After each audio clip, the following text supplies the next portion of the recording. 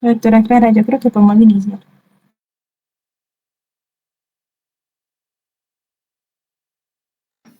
Listo, niños, entonces, súper bien, pues somos 13, 10, entonces mejor, porque así lo que podemos hacer es que si tienen de verdad dudas durante la charla, lo que pueden hacer es preguntarme y así lo podemos ir haciendo, digamos, si van apareciendo dudas, porque puede que uno de ustedes la tenga y muchos también la tengan, entonces así la solucionamos. Listo. Entonces vamos a empezar. Digamos que las glomerulopatías, para empezar a hablar de ellas, es supremamente importante empezar, digamos, desde lo más básico, que es entender anatómicamente y para entender después la fisiología, dónde está el glomérulo, dónde está el podocito, para que así uno tenga como un esquema mental y pueda entender qué es lo que está pasando realmente.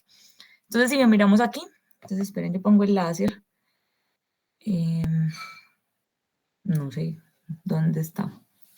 Bueno, digamos que acá es importante, miren, si ustedes miran el riñón, tiene, digamos, la pelvis renal, está la corteza, que es la parte de afuera, y la médula. ¿Dónde están los glomérulos? Los glomérulos están en la parte periférica, en esta parte, porque aquí, digamos que en las pirámides, ahí están, es los túbulos, que los túbulos al final, pues digamos que terminan en la pelvis renal. Entonces aquí cuando hacemos una biopsia, vamos es a la corteza, ¿listo? Si miramos, digamos, de un zoom mucho más grande, pues tenemos aquí el glomérulo, que el glomérulo es como unos capilares que están en forma de penacho y todos como distribuidos de esta forma, y cuando lo miramos histológicamente, así se ve un glomérulo. Entonces, digamos, esta es una imagen del doctor Luis Fernando Arias, que la verdad dice mucho y es muy fácil de entender. Entonces, si ustedes saben, ven aquí está el glomérulo. El glomérulo entonces tiene una arteriola aferente y otra eferente. Esta parte que es como el tejido conectivo es el mesangio, como el tejido de sostenimiento del glomérulo, y entre este mesangio están las luces capilares. Recuerden que estos son capilares, pues del glomérulo. Entonces, cuando vemos la luz capilar, tenemos luz capilar y en la luz capilar tenemos como que varias capas que tenemos que reconocer. Primero, la luz capilar tiene un endotelio. Listo. El endotelio reposa en una membrana basal y después hacia afuera está el podocito, que este lo vamos a llamar el epitelio. Entonces, el podocito es la unidad funcional más importante y la célula más importante de el glomérulo. Listo. Después del podocito, lo que ven, digamos, como acá, esta es el espacio urinario, que aquí pues va el túbulo y pues ya pasa, digamos, que todo lo del túbulo, pues, pero eso es, digamos, que otro seminario.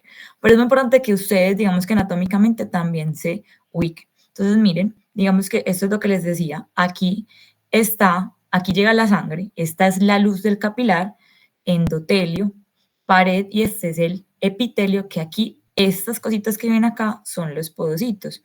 Aquí lo vemos en microscopía electrónica, que vean que el podocito tiene estas, como estos brazos, que hace que abarquen una, pues digamos que un área muy grande y estas ramificaciones pequeñas. Y de estos bracitos, como vemos aquí, esto es lo que es la hendidura.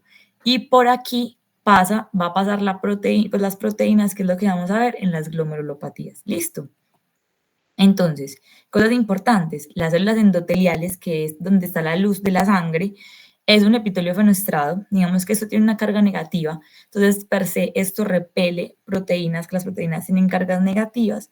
La membrana basal, saber que si tenemos una mutación en esta, en la cadena alfa 3, vamos a tener un Alport, y en los podocitos, que es esta unidad funcional, esos no se replican, son unas células que no están completamente diferenciadas, y ellas hacen el diafragma de hendidura, que es muy importante.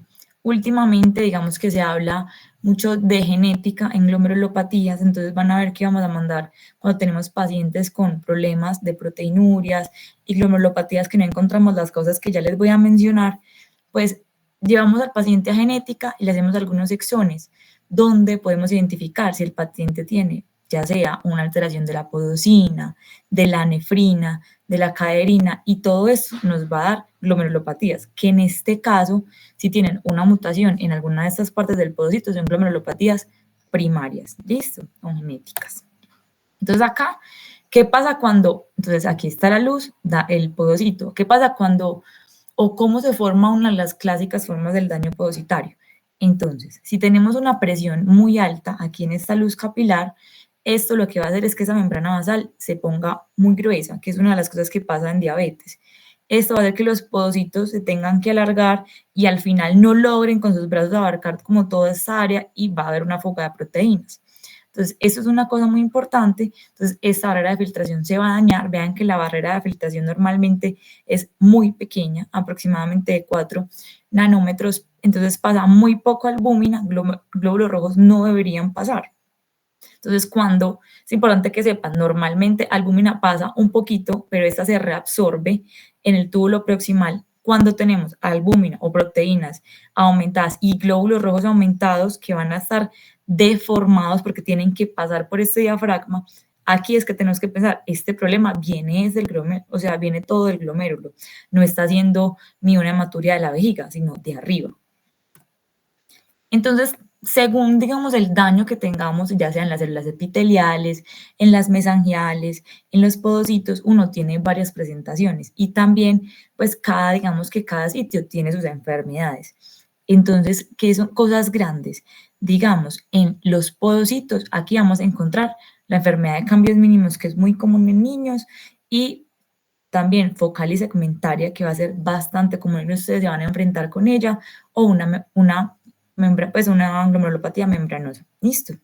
Otra de las cosas, en mesangio, que es este epitelio que sostiene todo este glomérulo, la nefropatía por IgA, muy importante. Que la nefropatía por IgA puede dar compromiso en todas partes, pero pues esta es realmente relevante. Y ya sea en las células, digamos, del endotelio, o sea, la que está en la luz, donde está la sangre, aquí podemos tener infecciones, podemos tener un lupus, podemos tener una MAT. Listo. Eso es como para ubicarse especialmente. Entonces, este es un paciente que les va a llegar a ustedes todos los días. Entonces, es una mujer súper joven que viene es por unos exámenes, o sea, nada más. Y ustedes de rutina, y en los exámenes ustedes miran que tiene una creatinina que claramente no tiene sentido que tenga 1.5, no tiene ningún antecedente, el BUN está normal. Y en el citoquímico, ustedes miran que tiene 350, que no está normal, y unos eritrocitos de 12. Y cuando van al sedimento, ven que la morfología de estos eritrocitos es deformada, o sea, que son crenados. Si ustedes, porque ya digamos hay pues hay muchos citoquímicos con diferentes reportes, pero lo importante es que ustedes miren la palabra crenado o que esté dismórfico. ¿Listo? Esto habla que definitivamente está arriba, no es de vejiga. Entonces, que hay que prender las alarmas. Entonces, le hacemos, digamos que esta paciente se estudia, se le hace una biopsia y sale esto, que es inmunofluorescencia con predominio de IgA. La IgG no se ve, IgM no se ve. Entonces, esto, digamos que es patognomónico de una nefropatía por IgA, que ya vamos a hablar de ella. Entonces, yo quiero que a ustedes se les quede que cuando a un paciente le sumamos proteinuria y le sumamos hematuria, esto es muy, muy, muy característico de que hay una enfermedad en el glomérulo. ¿Dónde? Pues no sabemos, lo vamos a estudiarlo. Pero que estas dos cosas tienen que aprender las alarmas de ustedes y buscar muchas de las causas, porque son infinidad de causas que pueden dar una enfermedad glomerular, pero que ustedes tengan un esquema y hagan como una lista de chequeo que por lo menos descarten lo más importante.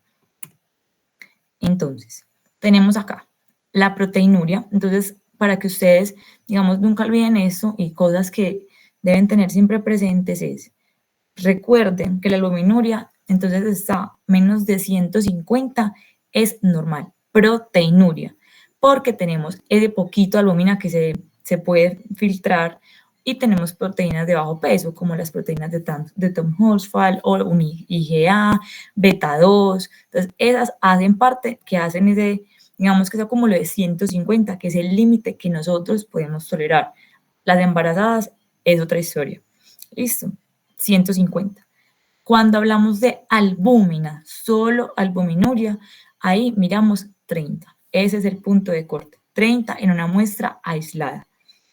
Si ustedes tienen un citoquímico con más de 500 miligramos pues, en el citoquímico, ustedes tienen que hacer otros estudios, como cuáles, proteínas en 24 horas. Listo. Ustedes pueden hacer el seguimiento con albuminuria, proteinuria, pero digamos que desde el inicio, si ustedes van a estudiar una proteinuria por alguna causa glomerular, hacerle proteínas en 24 horas. Y albuminuria, entonces ustedes, digamos que el límite grande es 30, pero si un paciente tiene entre 10 y 30, ya tiene un leve aumento de la albúmina, ¿listo? Y pues definitivamente más de 300 hay que hacer estudios complementarios como los que vamos a mencionar. Entonces, esto es lo que les digo. Aquí les pongo como el rango de albuminuria, proteinuria, ¿cierto? Para que lo tengan en cuenta. Y pues entonces, ¿cómo vamos a hacer como el enfoque para tratar de buscar causas? Entonces, puede haber, digamos que hay una proteinuria transitoria, que es esta proteinuria que puede ser una persona que haya corrido una maratón, ahorita que pues está todo el auge de todos los runners. Entonces, corrió 30 kilómetros y se hizo unos exámenes y proteinuria. Ustedes lo van a seguir un mes, 2 meses. Si definitivamente en 3 meses sigue con su proteinuria, hay que estudiarlo. O sea, ya deja de ser proteinuria transitoria. La ortostática. Entonces, es una persona que uno se hace un examen sana, completamente sana, proteinuria, sin hematuria, sin elevación de la creatinina, solo proteinuria. Llenándole proteínas de 200. Qué raro. Entonces, lo que ustedes, si ustedes, digamos, están pensando que sea una ortostática, ustedes le van a pedir que, digamos, tenga un día normal, al otro duerma y al otro día en la primera orina se haga esa proteinuria. ¿Listo? Porque ahí, digamos que no va a tener como la proteinuria que va a estar como todo el tiempo acostado, entonces esperamos que esta proteinuria pues no se dé. Entonces, esa sería ortostática, pues que no es tan común como uno pensaría. Y la fija es definitivamente este paciente, pues que todo el tiempo tiene proteinuria, 2 meses, 3 meses en todo el seguimiento. Y entonces ustedes aquí tienen que mirar, este paciente tiene hematuria, entonces glomérulo. Este paciente tiene alteración de la función renal, también pensar entonces que puede ser glomerular. Lo otro es, este paciente, vamos a mirar qué es lo que le está causando esto y mirar si no encontramos la causa, mirar si necesitamos una biopsia. ¿Listo? Entonces, hasta ahí. ¿Qué vamos a mirar? Entonces, hay varias formas de presentación de una enfermedad en el glomérulo.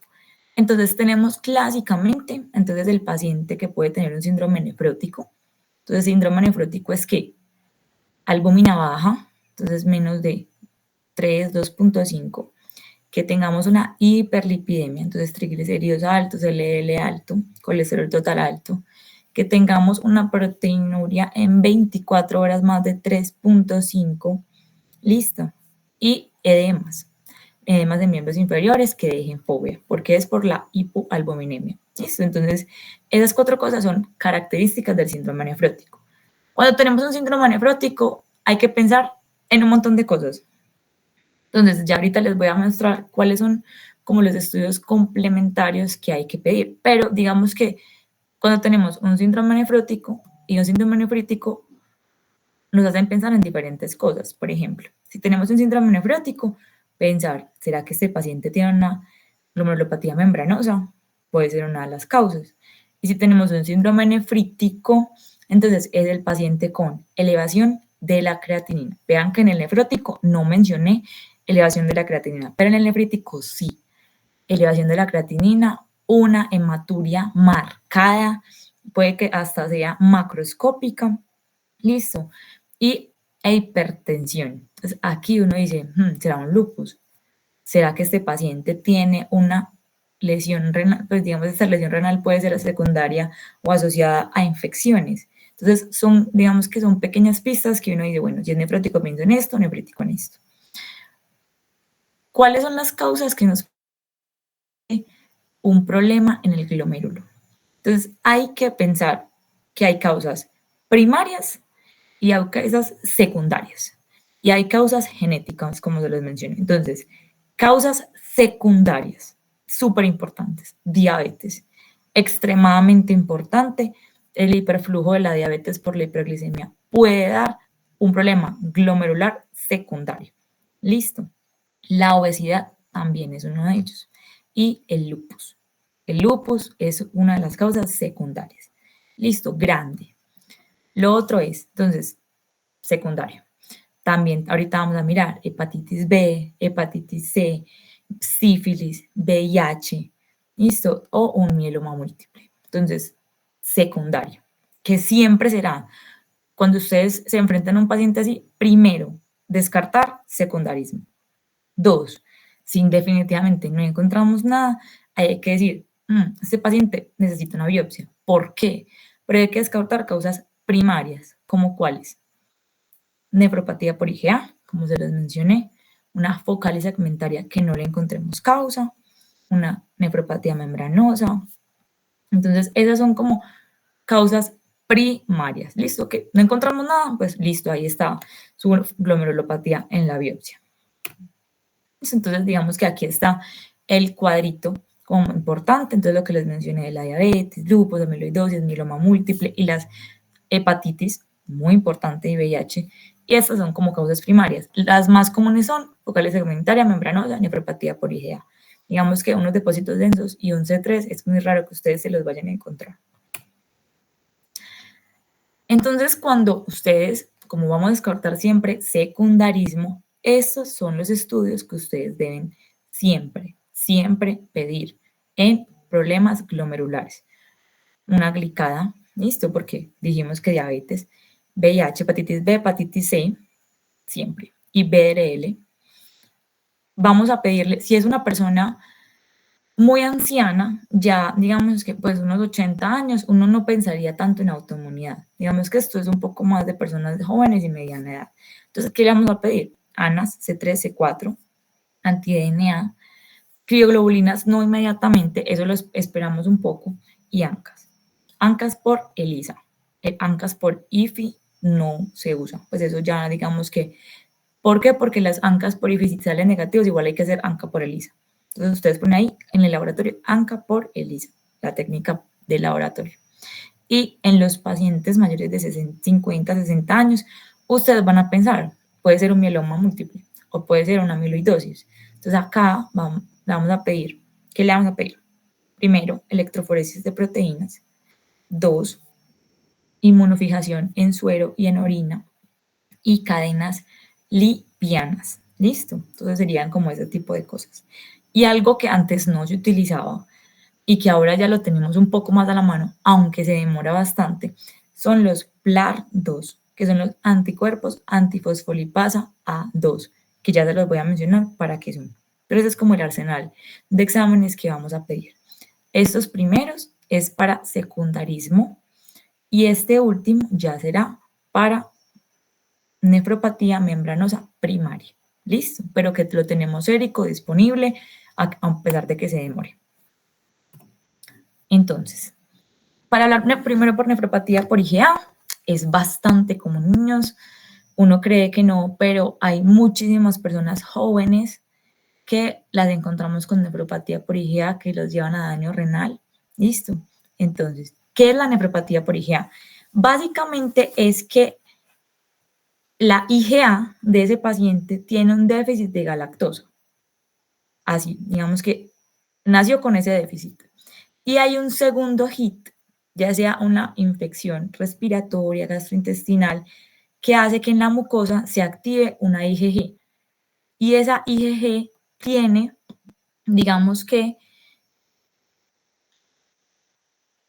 afinidad por IgA, esa IgA. Entonces, cuando tenemos alteraciones, digamos, gripa, enfermedades gastrointestinales, todo lo que sea como en mucosa, eso hace, pues, en la mucosa está la IgA muy elevada. Entonces, cuando tenemos ese hit, pues, mucosa elevada, mucosa, entonces hay IgA.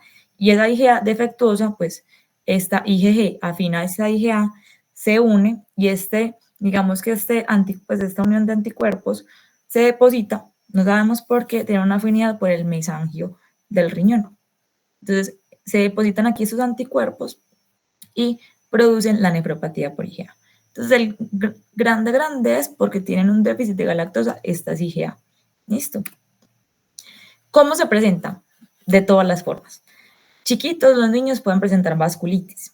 Digamos, en la población que ustedes van a mirar, puede ser una hematuria que sea visible o puede que nunca tengan normalidades o puede que se presente, como les dije, este paciente que llegó con una proteinuria pequeña, con una hematuria, o cuando ya nos llega a nosotros en un estadio 5. ¿Listo? Entonces, presentación muy, muy variable. Cuando ustedes tengan una nefropatía por IgA, hay que descartar algunas enfermedades que se relacionan a que tengamos más producción de IgA que se pueda estar depositando en el glomérulo, porque hay mucha. O sea, estas enfermedades secundarias hacen que haya mucha IgA sin el déficit de galactosa, solo que se produce mucha IgA y se deposita ahí en el mesanquio. Entonces, enfermedades inflamatorias, mucho, demasiado. Cirrosis, literalmente hay una nefropatía por IgA por cirrosis. Hepatitis, malignidad, listo. Y bronquiolitis obliterante. Entonces, esto es supremamente importante, mirar que este paciente no tenga como esas características para decir, bueno, sí, definitivamente es una IgA con déficit de galactosa. Ellos casi siempre se presentan con hematuria aislada, los pacientes con IgA. Cuando uno tiene un paciente con una hematuria en el seguimiento, en el consultorio, solo hematuria. Entonces, ese paciente que en el citoquímico le salen 25 glóbulos rojos crenados. En el siguiente, al mes, 30. Al mes, unos 80. Pero nunca eleva creatinina. Nunca eleva proteínas. Entonces, ese paciente uno dice, no estoy tan seguro de biopsiar. ¿Cuándo sí estoy muy seguro de biopsiar? Cuando ese paciente que le hacemos seguimiento de la hematuria llega a una proteinuria de 500 y elevación de la creatinina. Aquí no hay duda que vamos a biopsiar a este paciente y que posiblemente tengamos este diagnóstico de nefropatía por IgA. Puede ser, o que pueden ser otras cosas. ¿Como cuáles? El paciente una persona con hematuria puede tener una glomerulitis posinfecciosa en el adulto, que pues cuando lo biopsiamos puede aparecer esto. O hematuria aislada también puede ser membrana basal delgada, que esos son pacientes que siempre tienen hematuria y no hay nada, no hay un tratamiento específico. Simplemente salió la membrana delgada en la microscopía de electrónica y ya, uno tiene que hacerles el seguimiento, pero no hay más nada que hacer. O un síndrome de Alport, pues que como tienen un síndrome de Alport, son pacientes con sordera, son pacientes que no ven bien y pues tienen su enfermedad renal. Listo, entonces hematuria, proteinuria, elevación de la creatinina, lo biopsian y pueden tener una IgA o un Alport o una membrana basal o definitivamente pues algo mucho más benigno en niños que en adultos, que es una glomerulitis asociada a infección. ¿Qué es muy importante de glomerulitis asociada a infección? Ellos casi siempre disminuyen el C3, ¿listo? No C3 y C4. Cuando piden complemento les va a salir C3 bajo. Y esto pues les puede hacer pensar en cuando y tienen una historia de infección, obviamente. No siempre, el 30% a veces no encontramos las infecciones asociadas, pero pues me dio una gripa y llegué con creatinina de 5 y hematuria. Ahí pueden pensar en una glomerulitis asociada a infección. Entonces, como les dije, el biopsia y van a tener los depósitos mesangiales.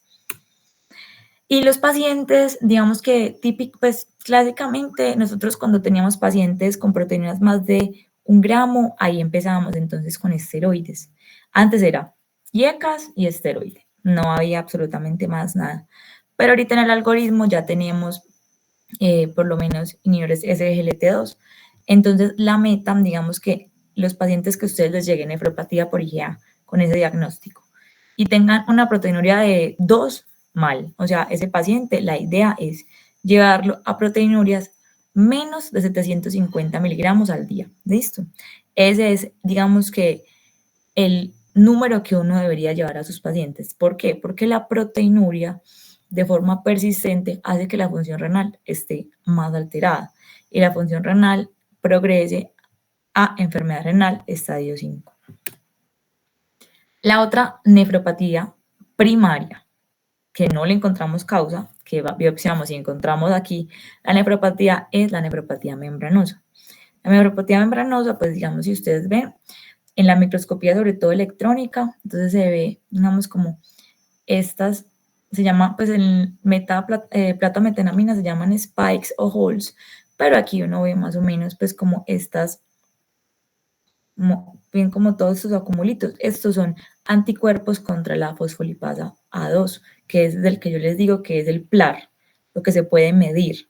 ¿Listo? Entonces, ese anticuerpo contra la fosfolipasa A2 ya se puede medir. Entonces, ya todos los pacientes, cuando estamos sospechando de nefropatía membranosa con un síndrome nefrótico, no necesitamos llevarlos a biopsia si tenemos el PLAR2, digamos, a la mano.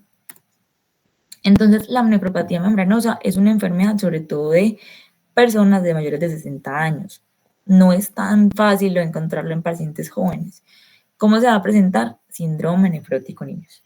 Entonces, recuerden, proteinuria, edema, hipoluminemia, pero estos pacientes, ustedes van a ver proteinurias de 10 gramos al día y la creatinina 0.8. No tienen alteración de la función renal. Y esto es importante. Cuando tenemos una nefropatía membranosa, no quiere decir que todos los pacientes necesiten tratamiento. ¿Por qué? Porque el 30% de ellos remiten de forma espontánea, que sí hay que tratar, la proteinuria. Entonces, uno, ponerle inhibidores del eje RAS. Dos, ponerle, si podemos, inhibidores de GLT2, que también nos ayuda. Listo, entonces esas cosas nos ayudan a bajar la proteinuria y esos pacientes, 30% remiten en el seguimiento. Pero ya vamos a hablar de esa estratificación de riesgo. Entonces, la nefropatía membranosa, el 70% es por esos anticuerpos anti-PLAR2, ¿listo? Que son antifosfolipasa A2. Pero pues hay otro montón de anticuerpos y pues también podemos tener una nefropatía membranosa secundaria, sobre todo a qué? Hepatotropos, VIH, ¿listo? O lupus. La clase 5 de lupus es membranosa. Entonces, siempre por eso hay que descartar causas secundarias, porque vean que muchas de las nefropatías primarias pueden tener secundarias. Entonces, después de descartar todo lo secundario, uno dice, definitivamente es algo primario, no tenemos algo más asociado. Entonces, esos pacientes, el 40% pueden tener una hematuria que va a ser no visible. Es muy raro que tengan alteración de la tasa de filtración. Listo. Y eso es lo que les digo. Estas están las guías que digo en las últimas, donde uno le dicen, si usted tiene un PLAR más de 20, tiene su diagnóstico, no necesita hacerle biopsia. Pero si usted tiene un PLAR menos de 20 y usted sospecha que es una nefropatía membranosa, lleve la biopsia. ¿Qué vamos a hacerle a un paciente con un nefrótico? ¿Qué estudios? Que uno dice, este paciente puede tener una membranosa. Entonces, lo mismo de secundarismo que les mencioné, niños. ¿Qué quiero que se les quede de paciente con síndrome nefrótico que ustedes dicen puede ser una membranosa? Si no es hepatitis, si no es VIH, si no es lupus, que ya descartaron en los exámenes iniciales que les mostré. Estos pacientes tienen más riesgo de malignidad. ¿Listo? Entonces, ¿qué tipo de malignidad? Tumores sólidos, pulmón, próstata, mieloma, linfoma. ¿Listo? Cáncer de colon. Tienen más riesgo cuando tienen nefropatía membranosa, sobre todo los que son PLAR negativo. ¿Listo? Y uno los puede estratificar así. Entonces, si el paciente tiene menos de 50 años y PLAR positivo, uno dice, bueno, si tiene 30 años, entonces ecografía de mama, según la edad. Intermedio, 50-65, PLAR negativo. Entonces uno aquí dice, ¿qué tantos síntomas tiene? ¿Cómo voy a hacer una búsqueda activa o no? Entonces lo más común, pulmón, próstata, hematológico, colon, mama. O le hace un seguimiento, le hace un examen ahorita y el otro. Y de alto riesgo, recuerden que la nefropatía membranosa es de una población anciana, entonces casi siempre hacemos todo esto. Podemos mirar, le hacemos una tomografía, le hacemos un PSA, miramos que no tenga anemia para sospechar un mieloma múltiple, un CA de colon, entonces endoscopia, ¿cierto? Entonces estamos muy pendientes y sobre todo en los pacientes que tienen tabaquismo, porque eso aumenta el factor de riesgo. Y la otra complicación que no se les puede olvidar en un paciente con síndrome nefrótico con posible membranosa es que estos pacientes hacen más trombosis venosa. Entonces, trombosis venosa, ¿por qué? Porque como tenemos una fuga de estas proteínas, entonces entre estos tenemos una disminución de proteína S, proteína C, antitrombina. Entonces, todos estos antitrombóticos los urinamos. Y pues nos quedan todos los protrombóticos. Entonces, tenemos mayor aumento de trombosis venosa profunda. ¿Con qué los vamos a anticoagular? Con warfarina. Listo. Aquí no utilizamos directos, solo warfarina. Y esta tabla está en CADIGO 2023, donde ustedes la pueden ver. Entonces, si ustedes ya documentaron una trombosis venosa, una trombosis arterial, un TEP, digamos que la recomendación general son 3 meses, pero en esos pacientes podemos llevarlos hasta 12 meses. Listo. Porque mientras se resuelve el síndrome nefrótico, que si no vamos a seguir botando todos los factores antitrombóticos. Y esto, entonces, si no encontramos un evento trombótico, sino que sabemos que tenemos un factor de riesgo aumentado, entonces le vamos a dar una profilaxis. ¿Cuándo? Albúmina, menos de 2 o 2.5, eso lo miramos según sea con verde bromocrisol o morado bromocrisol, pues según la técnica de la albúmina. Y proteinuria, más de 10, índice de masa más de 35, que el paciente tenga una falla NIHA 3, que tenga digamos que esté en cama, que tenga cirugía reciente. A esos pacientes les vamos a hacer una anticoagulación profiláctica, listo. Entonces, malignidad y trombos son las complicaciones grandes de la nefropatía membranosa. Y eso es lo que tienen que ver del riesgo de progresión. No todos vamos a darles manejo. Los de bajo riesgo, o sea, proteinurias menos de 3.5, que no tenemos una albúmina muy baja, no tenemos alteración de la tasa de filtración, podemos darles el manejo antiproteinúrico y no requiere ni que le pongamos ciclo, ni que le pongamos rituximab, ni que le pongamos nada de los inmunosupresores, porque puede que esos pacientes hagan una remisión. Pues ya si tenemos un alto riesgo, ya vamos a mirar, entonces con qué le vamos a, digamos que, ¿cuál es el tratamiento así grande? Porque eso es una charla completa. Entonces, si hacemos un riesgo moderado, hay muchos estudios, pero entonces uno podría empezar con un tacrolimus, una ciclosporina o rituximab. Alto riesgo, rituximab o ciclo, ya aquí pensar en ciclofosfamida, y definitivamente muy alto riesgo, pues un ponticelli, ciclofosfamida más glucocorticoides. ¿Listo? Y uno puede hacer el seguimiento con el PLAR para mirar si está más de 25, menos de 50. Entonces, para mirar si uno se sigue o no sigue la terapia. Esto también es muy útil porque pues uno no quisiera dar rituximab o ciclofosfamida de forma muy prolongada. Ahora, la glomerulosis focal y segmentaria. Focal, porque es una parte del glomérulo. Vean esta lesión cómo se ve.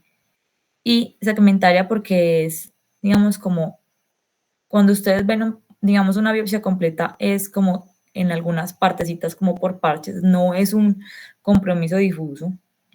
Entonces, la glomerulosclerosis focal y segmentaria es un patrón que se ve en patología. O sea, esto que les estoy mostrando acá. Pero la glomerulosclerosis focal y segmentaria lo puede dar millones de cosas. ¿Listo? Como les muestro aquí.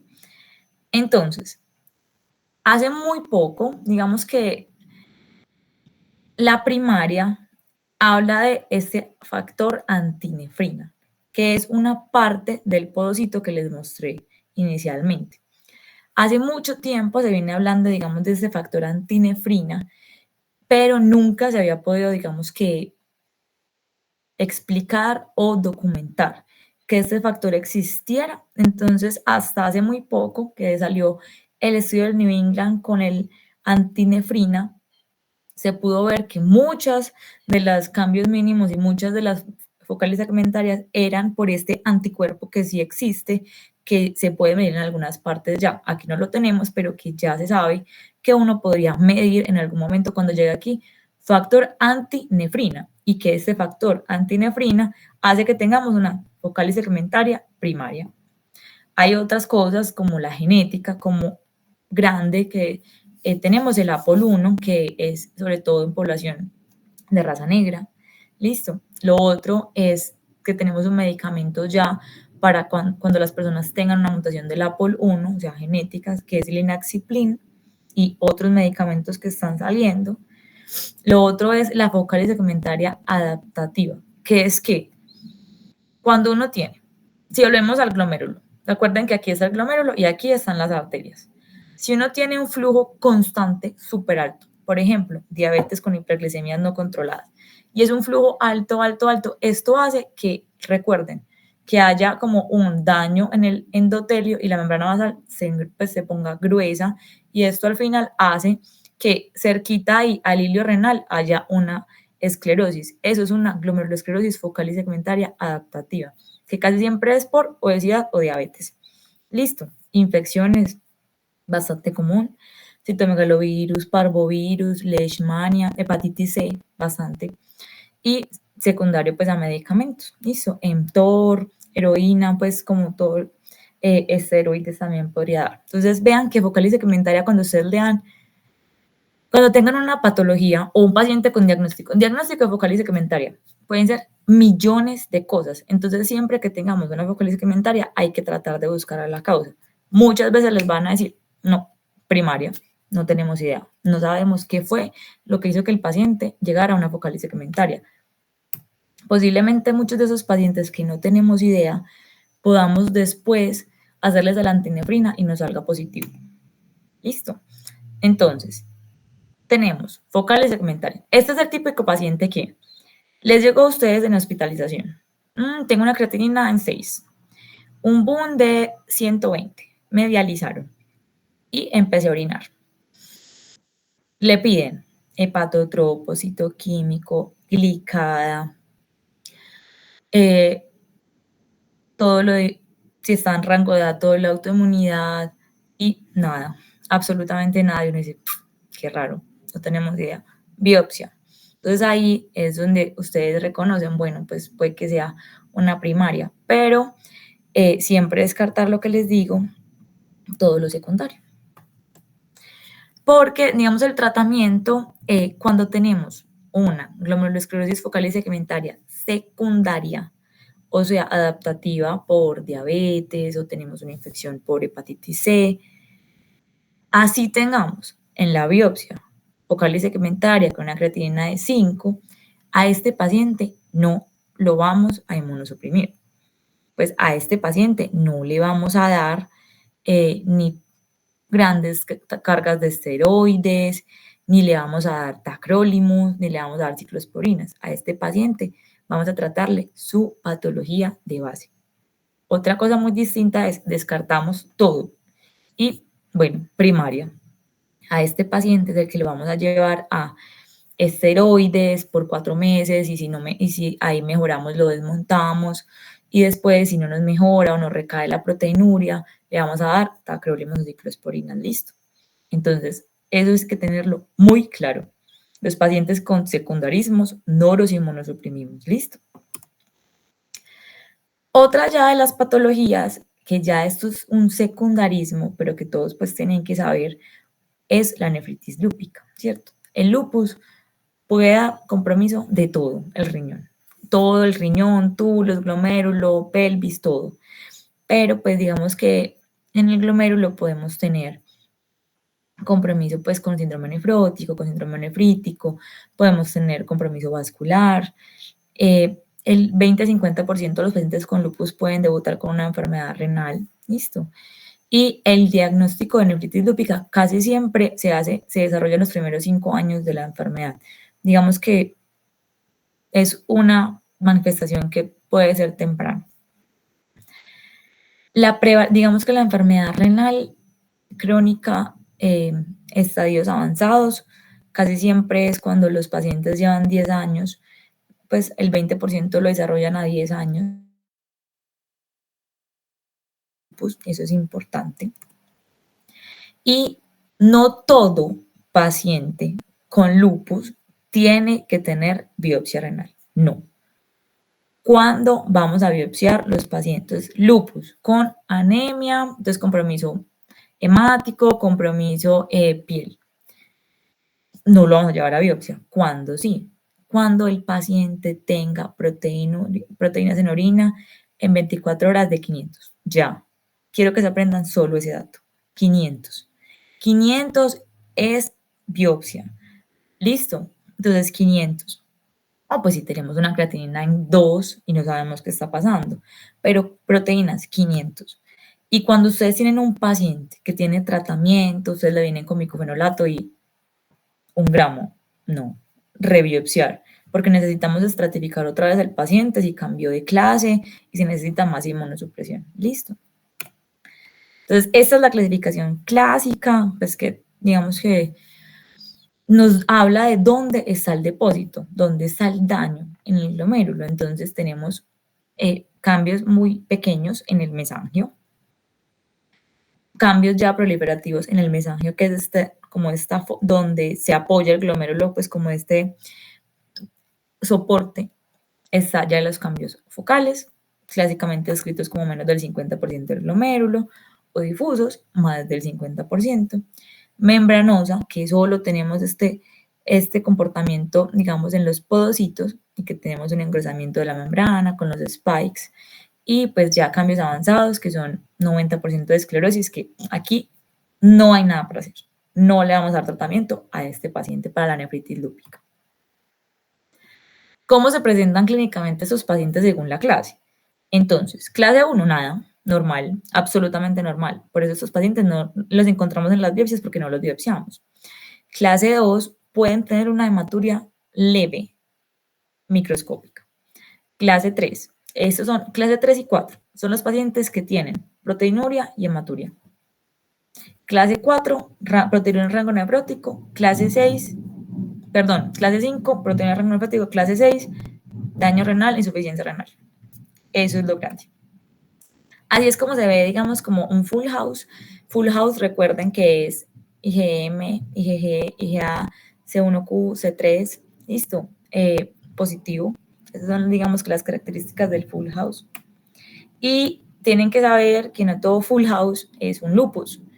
Lupus, digamos, full house puede estar en membranosa, VIH, diabetes. También pueden presentar full house, así que no todo es full house. Y no todo lupus tiene nefritis lúpica, porque el lupus puede tener un compromiso solo del podocito. Eso se llama podocitopatía lúpica. Solo el podocito, no tiene nada de mesangio, nada. Y esto se ve en microscopía electrónica, listo. Esto no se ve en inmunofluorescencia. De lupus, digamos que hay varios estudios muy clásicos, demasiado clásicos, que se los pueden preguntar en la ronda de medicina interna o si pasan a reuma, que es el protocolo NIH, pues esto es histórico, o en 2001, pero pues cultura general para la ronda. Este estudio lo que hizo fue que demostró que la suma de ciclofosfamida y esteroides era mejor que solo dar ciclofosfamida pues, y esteroides por aparte, para la remisión de esos pacientes. Listo, por 2 años. Este es el estudio Eurolupus, también muy conocido, también muy viejo, donde aquí compararon dosis altas de ciclo, dosis bajas de ciclo, todos con glucocorticoides, y al final los mantenían con azatioprina. Dosis altas de ciclo es que eso no lo utilizamos. Entonces, pulsos mensuales por 6 meses y después 2 trimestrales, y bajas es lo que hacemos ahorita, 6 pulsos quincenal en los pacientes, pues en las personas que utilizan ciclofosfamida, porque no todas las personas utilizan ciclo, pues no todas son candidatas a ciclo y no todos los profesionales de la salud les gusta la ciclofosfamida. Vemos que en las gráficas, si comparamos, vean, altas dosis con bajas dosis, para la remisión era lo mismo, pero las dosis altas claramente tienen más efectos. ¿Qué son más efectos? Infecciones. Y las dosis acumuladas, recuerden, de ciclofosfamida en mujeres lleva a una falla ovárica. Entonces, es por esto que utilizamos dosis bajas, porque son iguales a las dosis altas en eficacia. La otra es micofenolato. Micofenolato lo usamos muchísimo en lupus, no digamos en una clase 4 o 5, más en una clase 2, en una clase 3, y pues definitivamente es comparable con la ciclofosfamida en estas clases bajas. Este esquema de los españoles es muy bueno porque nos ayuda como a mirar. Entonces, primera parte, todos los pacientes con lupus deben tener hidroxicloroquina. Lo otro es todos los factores de riesgo cardiovasculares, que ellos son personas con riesgo cardiovascular alto, Y el tratamiento específico del lupus entonces es, clase 1 niños no se trata, porque ni siquiera lo diagnosticamos, porque no lo biopsiamos.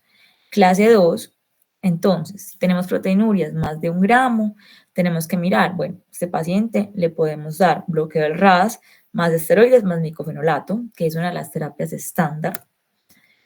Si tenemos una clase 3, 4, 5 o 6, pues este paciente le ponemos la hidroxicloroquina, lo pulsamos, le seguimos con prednisolona, 0.5 miligramos kilo al día.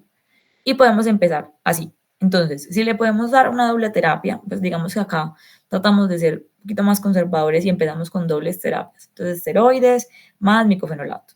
Listo. Esteroides más ciclofosfamida, como les mencioné en el neurolupus. ¿A quién le vamos a dar más micofenolato? Pues este paciente que tiene la proteinuria más baja, pacientes que quieren ser fértiles, o sea, mujeres en edad fértil quieren concebir, o definitivamente infecciones que ya les dieron la ciclofosfamida, entonces no se les puede dar ciclofosfamida. Y ciclofosfamida, pues en este paciente que, ¿cómo se lo vamos a dar? Cada 15 días, entonces no tiene que ser muy adherente con las tabletas todos los días, entonces cada 15 días, y pues que no tenga como toda, ya tenga su reproductividad lista, pues que ya tenga los hijos que quiera tener. Si no tenemos reducción de la proteinuria en 2 a 3 meses, aquí hay que pensar, hay que adicionar otra cosa. ¿Qué cosa? Belimumab, digamos que eso ya es reuma, o tacrolimus y ciclosporina o voclosporina. Esto es reuma. Pero ustedes, digamos, siempre, niños, un micofenolato. Recuerden que el micofenolato da alteración de todas las líneas celulares, entonces siempre estar muy pendientes de la leucopenia y la linfopenia.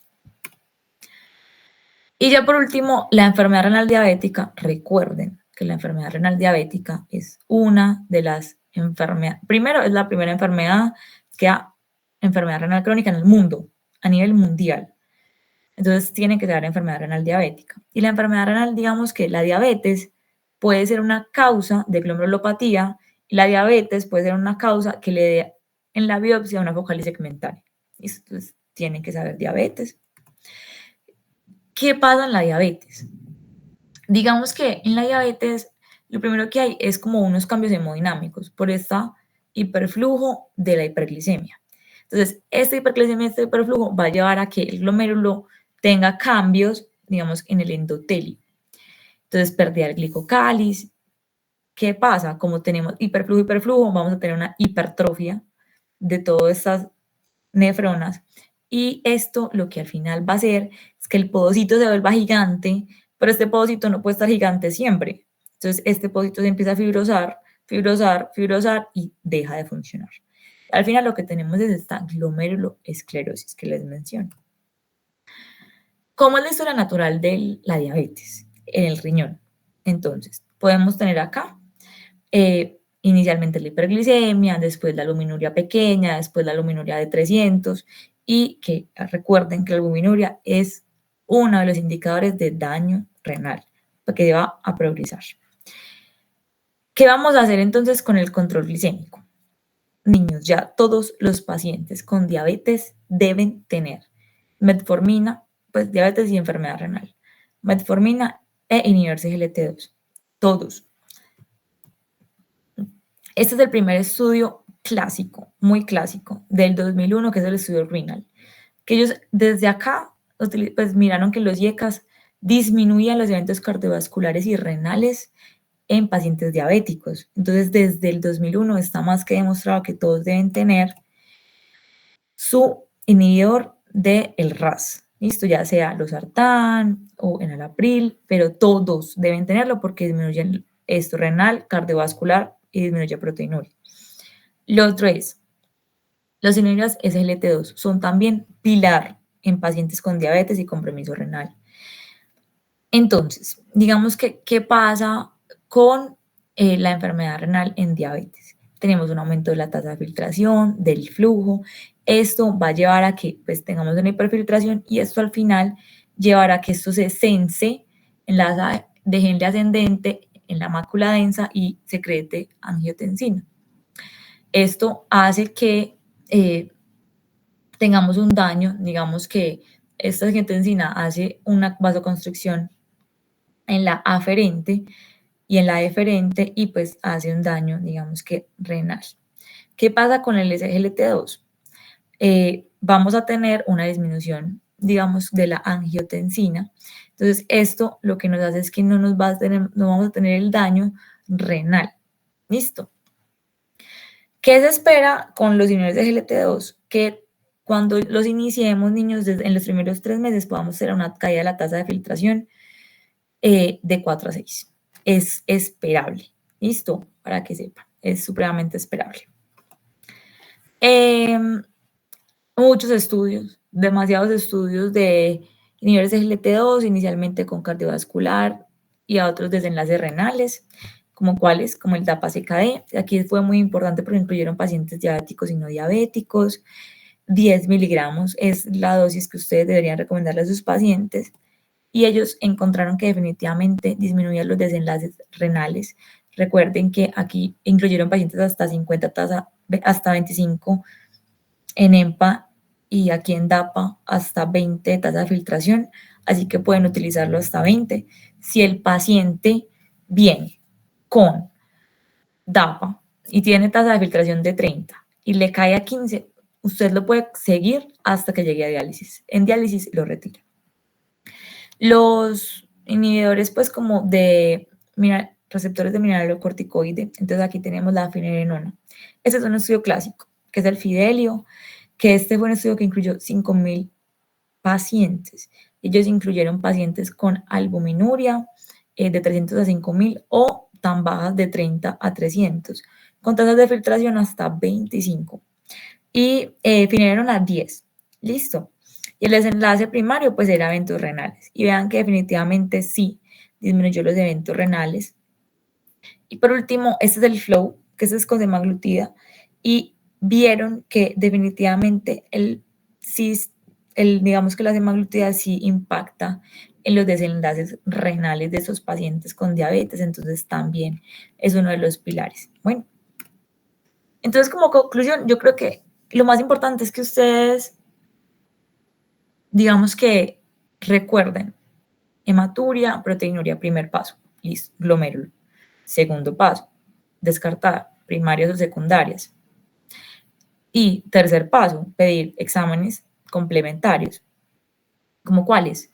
Hepatitis B, hepatitis C, ANAS, anti-DNA, complemento, pedir C3, C4, ANCAS y pues mirar si es un anciano, pedir electroforesis para mirar mieloma, cadenas ligeras, inmunofijación, siempre pedir una glicada, entonces siempre eso. Si definitivamente nada de eso, llevar a biopsia. Biopsia. Entonces aquí podemos tener primarias, nefropatía por IgA, nefropatía membranosa, nefropatía focal y segmentaria sin ninguna causa de secundarismo. Listo. Y ahí definir el tratamiento. Listo. Eso era todo, niños. Me dicen si tienen alguna duda, pregunta.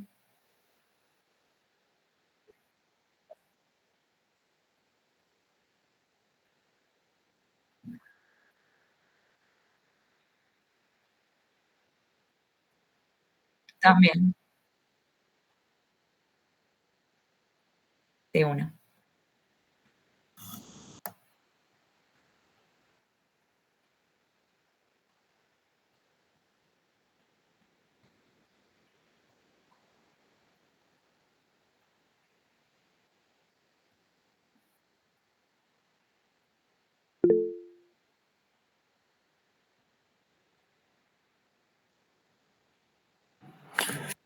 Profesora, ¿cómo está? Muy bien, ¿y tú? Muy bien. Profe, una pregunta con respecto al uso de los inhibidores del RAS. De una. Y es porque he encontrado en algunas ocasiones que hay como una pequeña preferencia, pero no lo he leído, la verdad. Hay como una preferencia Ujú, por los IECA sobre los ARA2 cuando se habla de protección como renal o antiproteinúricos como ideales, ¿cierto? ujú. Pues mira, Entonces, quería preguntar acerca como de ese punto. no, pues mira que los IECAS, o sea, tanto los IECAS como los arados nos sirven, ¿cierto? Fisiológicamente está, digamos que demostrado porque pues nos disminuye el RAS y disminuye pues como toda esa hiperfiltración. Pero no hay ninguno de los dos definitivamente, pues hay un estudio que prefiere los IECAS, uno, pero niños, en la práctica, o sea, hay uno que dice que, bueno, mejor utilicemos captopril, pero en la práctica es lo mismo. Ustedes no van a ver que un paciente con losartán le baje un poquito menos que con enalapril. Definitivamente no. Entonces, para que no se, pues, no se preocupen por eso. Porque miren que el renal es con losartán. Y el renal, digamos que fue el inicio como de muchas cosas que ellos, desde ahí empezamos. Entonces, cualquiera de los dos niños.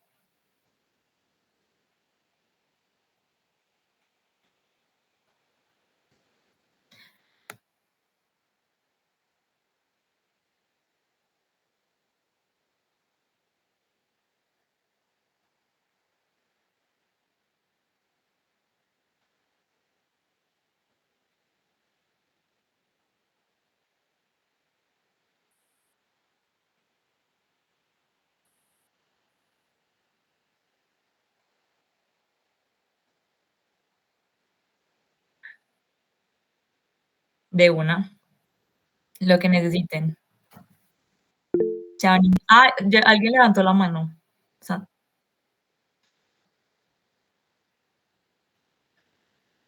Ah, no, creo que se fue.